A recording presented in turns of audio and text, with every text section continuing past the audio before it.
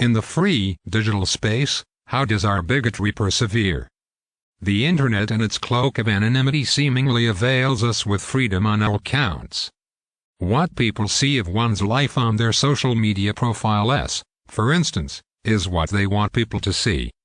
Individuals may not have much control over what happens to the parts of themselves they put out there, but they can endlessly tailor which parts to get out there and in what context. This is why it is quite difficult to unknowingly commit internet faux pas, because you have ample opportunities to edit and rethink before you hit send post-upload.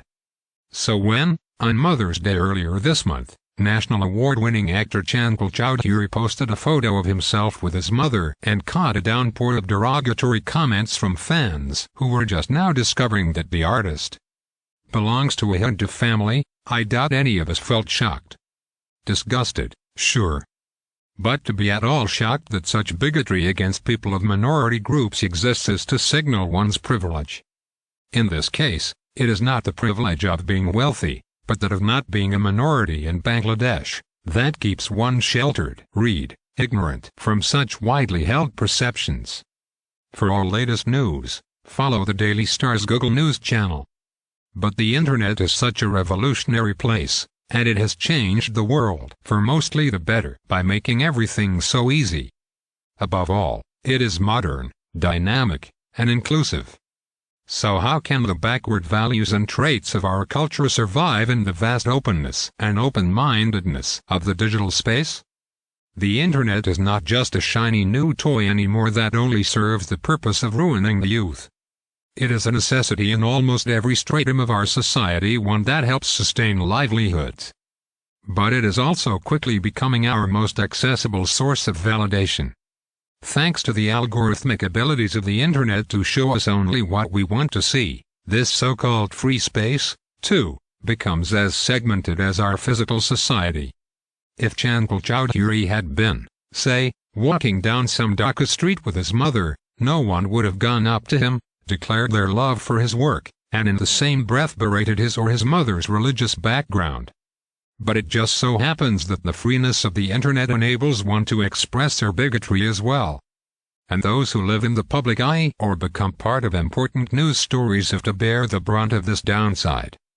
How else would two police officers have had the audacity, in another instance, to circulate distastefully doctored photos of Shepherd Debnath, a crew member of my Red Sinha MD Rashid Khan, who was killed during a police firing last July, if not in an attempt of character assassination?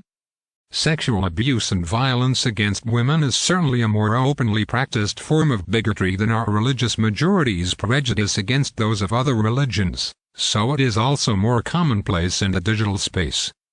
Sadly, the rules of the internet is only a pop culture reference. In reality, people do not practice netiquette when they make comments online, especially about the lives and choices of other people, and especially not in our part of the world. One would think that the Digital Security Act 2018 could, to an extent, be used for protecting individuals online from malicious actions and comments. Unfortunately, the law that was supposedly put into place so that general members of the public could be protected online has not really worked out in their favor, largely due to its strategic implementation. The act has been accused of being vaguely widely defined and arbitrarily implemented, often to favor those who are financially or politically influential. This unclear nature of the act is what allows government bodies and law enforcement agencies to remove or block any published information which may threaten digital security. There's much too much emphasis on it to protect and encourage nationalism, and not nearly enough to shield individual and vulnerable members of the public from harassment online. Otherwise, there would be fewer stories related to this, such as those of writer Mushtaq Ahmed, who died in custody in February, cartoonist Ahmed Kabir Kisor, and of MD Emin, a 14-year-old who was arrested last year in June for defaming the Prime Minister in a Facebook post. A history of instances when the DSA was implemented will show us that it can, indeed, be used swiftly but only to protect political heavyweights from public criticism. And not to uphold the democratic values of secularism, equality, freedom of speech, etc. If only there was a quick fix for the gender, religion, and ethnicity-based biases of people.